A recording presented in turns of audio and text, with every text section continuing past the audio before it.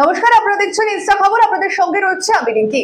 SSC অর্থাৎ যোগ্য চাকরিহারাদের নিয়ে রীতিমতো হুলস্থুল হয়েছিল গোটা রাজ্য জুড়ে, যেখানে বারংবার যোগ্য এবং অযোগ্যদের যে তালিকা রয়েছে সেই তালিকা প্রকাশের আবেদন জানিয়েছিল যোগ্য চাকরিহারা শিক্ষকেরা, কিন্তু সেখানেও দেখা গিয়েছিল রাজ্য সরকারের নতুন পদক্ষেপ।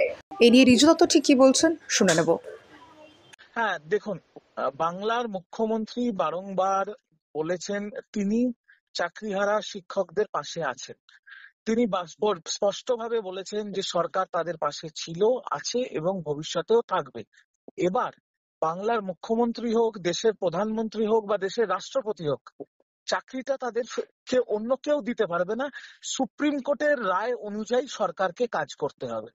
সুপ্রিম কোর্টের নির্দেশ অনুযায়ী তাদের চাকরি চলে গেছে। ইতিমধ্যে পশ্চিমবঙ্গ সরকার রিভিউ পিটিশন জমা দিয়েছে। রিভিউ পিটিশনে যদি পশ্চিমবঙ্গ সরকারের রিভিউ পিটিশন, যেখানে তাবড় তাবড় আইনজীবীরা লড়বে চাকরি হারাদের পক্ষে, সেটা যদি হয়ে যায় তাহলে তাদের চাকরি বহাল থাকবে, তাতে তো কারুর কোনো আপত্তি নেই।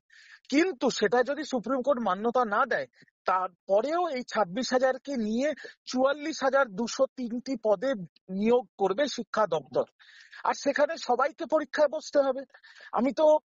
এটা তো মুখ্যমন্ত্রী একটা সুযোগ দিচ্ছে।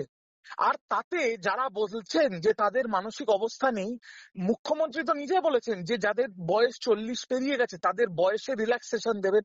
যারা এত বছর ধরে কাজ করেছেন তাদের কাজের অভিজ্ঞতার একটা রিল্যাক্সেশন থাকবে। এত সুযোগ দেয়া হচ্ছে, তারপরে যদি তারা মনে করেন তারা বসতে পারবেন না, তাদের মানসিক অবস্থা ওরকম না, তারা নরেন্দ্র মোদীর কাছে সময় চাইবেন দেখা করার, তারা বিকাশ রঞ্জন ভট্টাচার্যের চেম্বারে গিয়ে বসে থাকবে, তাহলে সেটা তাদের ব্যাপার। আমি মনে করি যে এখন এইসব ছেড়ে দিয়ে কোনো রাজনৈতিক নোংরামির খপ্পরে না পড়ে একটু পড়াশুনো করুন, সরকার পাশে আছে। যদি রিভিউ পিটিশনই হয়ে যায় তাহলে তো আপনাদের কোনো চিন্তাই নেই, চাকরি বহাল থাকবে। আর যদি রিভিউ পিটিশনে মান্যতা না দেয় সুপ্রিম কোর্ট, তাহলে পরীক্ষায় বসবেন। এত রিল্যাক্সেশনের পরে আপনারা এত বছরের শিক্ষক, এত অভিজ্ঞতা, আপনাদের অসুবিধা হবে না খুব একটা। এর জল ঠিক কত দূর গড়ায় সেদিকে অবশ্যই আমাদের নজর রয়েছে। আপনাদের নজর থাকুক ইনস্টা খবরে। ধন্যবাদ।